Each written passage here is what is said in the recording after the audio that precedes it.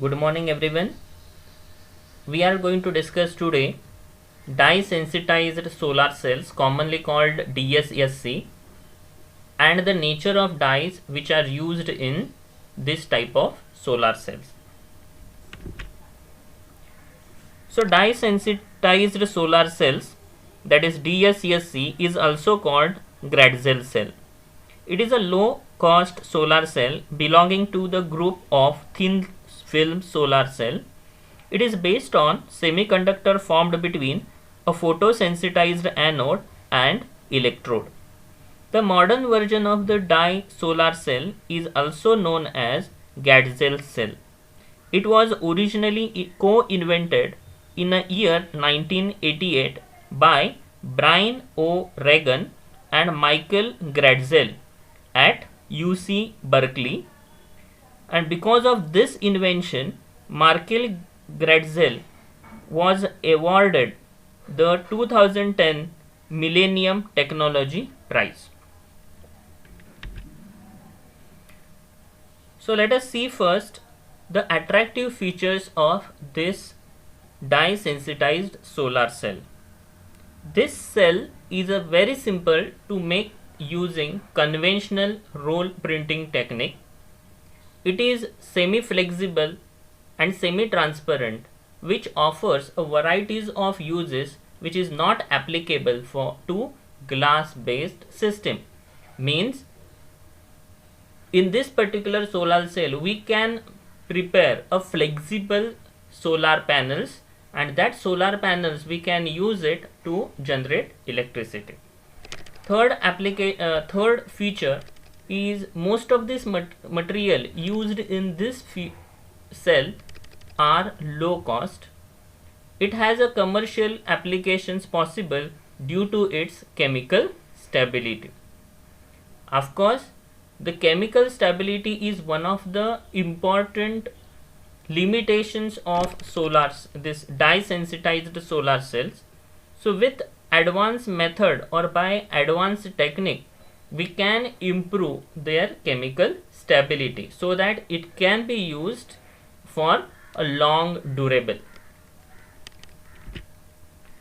Let us see first history of this cell. In the late 1960s, it was discovered that illuminated organic dye can generate electricity at oxide electrode in electrochemical cells. In an effort to understand and simulate the primary process of photosynthesis, the phenomenon was studied at the University of California at Berkeley by using chlorophyll, which is extracted from spinach, which is a biomimetic or bionic approach. On the basis of such experiments, electric power generation via dye sensitized solar cell was demonstrated, and it was discussed in 1972. In that case, the instability of a dye solar cell was a main challenge which is noticed, and at presently by using a different natural dyes like chlorophyll present in a plant, even carotene, which is a red color pigment present in carrots, they are trying to convert, or they are trying to utilize all these natural dyes along with some organic dyes in enhancing solar cell efficiencies. Okay, so this is a basic or you can say a brief history about the generation or origin of dye sensitized solar cell. So let us see the construction of this particular solar cell. So the first solar cell was constructed by Gratzel and O'Regan, and their construction involves, or that cell has, three primary parts. As we can see in this particular screen, on the top is a transparent anode which is made of fluoride doped tin dioxide, that is SNO2 doped with fluorine, which is deposited on the back of a typically glass plate. So normally we use a glass plate. Over that glass plate, this fluoride doped titanium dioxide are placed. On the back of this conductive plate, there is a thin layer of titanium dioxide which forms into a highly porous structure with an extremely high surface area. The titanium dioxide is chemically bounded by the process called sintering. The titanium dioxide can only absorb a very small fraction of solar photons, that is those which are present in UV region. The plate is then immersed in a mixture of photosensitive ruthenium polypyridine dye, that is also called molecular sensitizer, and solvent. After soaking that film in a dye solution, a thin layer of dye is left covalently bounded to the surface of titanium dioxide. The bond is either ester, chelating, or bidentate bridging linkage, and we get this particular plate. A separate plate is then made with a thin layer of iodide electrolyte spread over a conductive sheet, typically platinum metal. The two plates are then joined and sealed together to prevent the electrolyte from linking. One of the most efficient DSSC's device uses ruthenium based molecular dye, that is Ru44- dicarboxy 22- bipyridine thiocyanate nitride, that is bound to a photoanode via carboxylate moiety. Now let us see the principle involved in their construction. A working principle of N-type DSSCs is summarized in the following steps. A sunlight, as we can see it in this particular screen, this sunlight passes through the transparent electrode into the dye layer, where it can excite electron and then flow into conduction band of N-type semiconductor, which is generally we use titanium dioxide.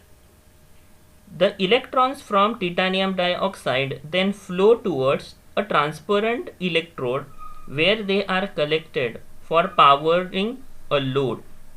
That means that electrons is used to generate to run electrical appliances.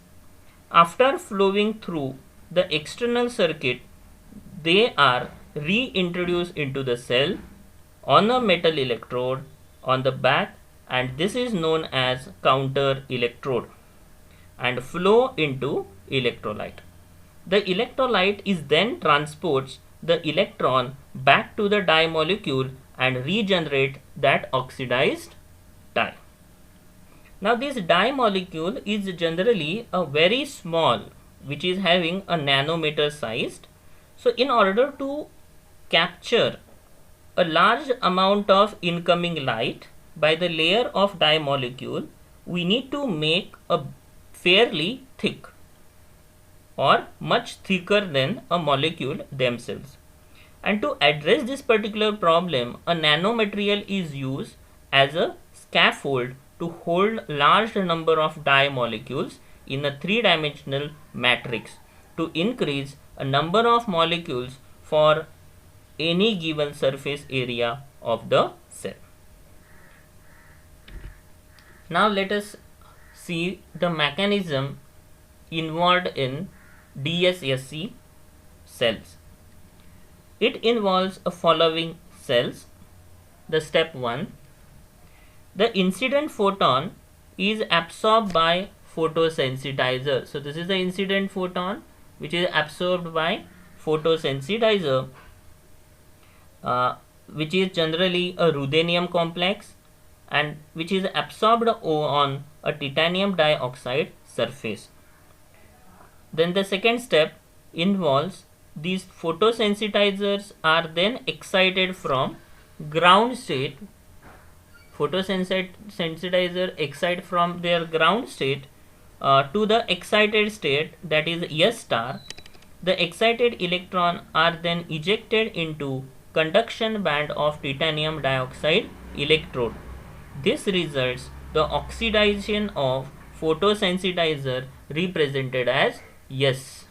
So photosensitizer S, after absorbing a light of respective energy, getting excited to S star. Third step involves the injection electron in the conduction band of titanium dioxide are transported between titanium dioxide nanoparticles with the diffusion towards the back contact, and the electron finally reaches the counter electrode through circuit. Fourth step, the oxidized photosensitizer, this S star, accept the electron from redox mediator, that is typically iodide ion redox mediator, leading to a generation of ground state. It converts to a ground state S, and two iodide ion are oxidized to form elementary iodine, that is I2, which reacts with I minus, that is iodide, to form oxidized state, that is I3 minus state. And the last step involves the oxidation of these redox the oxidized redox mediator, that is I3 minus, then diffuse towards a counter electrode, and then it is reduced to I minus after taking that 2 electron. The efficiency of this dye-sensitized solar cell depends on the 4 energy levels of the component. They are the excited state, generally they are LUMO, and a ground state HOMO of photosensitizer. The Fermi level of titanium dioxide electrode and the redox potential of mediator in the electrolyte. Now let us see some advantages of using this DSSC. DSSC are currently the most efficient third generation solar technology available. The DSSC is attractive as a replacement of existing technology in a low density application like rooftop solar collectors, where the mechanical robustness and lightweight of glassless collector is a major advantage. Means at presently whatever solar panels are there, they are heavy due to presence of glass. To replace this heavy bulkier structure of solar panels, we can use DSSC due to their lightweight as well as their flexible nature. And not only on the rooftop, even in a future we can expect a vehicles their top part is covered with DSSC, and using this power the cars also can drive. The third advantage is DSSC's work even in a low light condition, and therefore it is able to work under the cloudy skies as also non-direct sunlight. Actually this is a normal problem which is faced by a solar cells during winter or rainy seasons. Due to presence of a cloud, these solar panels are not able to generate electricity, but as DSSC works even in low light condition, it has its own advantage. The fourth advantage is the cell's mechanical robustness is indirectly leads to higher efficiency at higher temperature.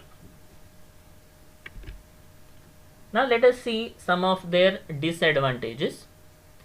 The major disadvantage of DSSC is designing in the use of liquid electrolyte which has a temperature stability problem. Means in the construction of DSSC we have seen we are using some electrolytes. These electrolyte material has temperature stability problem, as at a low temperature these electrolytes can freeze, which halts a power production and potentially leading to physical damage. And at a higher temperature it causes a liquid to expand and making the sealing of a panel a serious problem. The second disadvantage is that the costly ruthenium dye, also a platinum electrode, and conducting glass or plastics are needed to produce DSSC. So the cost of the production of DSSC is slightly going to increase. Third disadvantage is that the electrolyte solution contains volatile organic compounds, solvents, which must be carefully sealed as they are hazardous to human health and also to the environment. The fourth disadvantage is DSSCs degrade when exposed to ultraviolet radiation. Thus, the barrier layer may include ultraviolet stabilizer and ultraviolet absorbing luminescent chromophore and antioxidant to protect and improve the efficiency of the cell. Now let us discuss a nature of dyes used in DSSC. The main role of dye in DSSC is in absorption of light and transforming solar energy into electrical energy, and that energy later on used to run different appliances. The characteristics of dyes which are used in DSSCs are: number one, they should have capacity to absorb radiation in visible light and also should have good light harvesting efficiency. Second characteristics is it should have good chemical stability. Number three, it should have solution process ability, means the dye can be used to mold into any kind of fabrications. Now let us discuss types of dyes which are used in DSSCs. Normally, two types of dyes are commonly used. Number one is natural dye, which used as photosensitizers in DSSCs, such as chlorophyll, carotenoid, anthocyanin, flavonoid, cyanine, and tannin. The second type is organic dye, which are used are eosin Y, aniline blue, bromophenol blue, Alcian blue, methyl orange, crystal violet, fast green, and carbol fuchsin. Materials used in dye sensitized cells are titanium dioxide, zinc oxide, tin oxide, and indium oxide, with oxidation number of indium is +3, as these semiconductors has wide band gap and its low cost and yet their easily availability. Means over the surface of these material the dyes materials are spread, and which is used in the construction of DSSC solar cells. Thank you.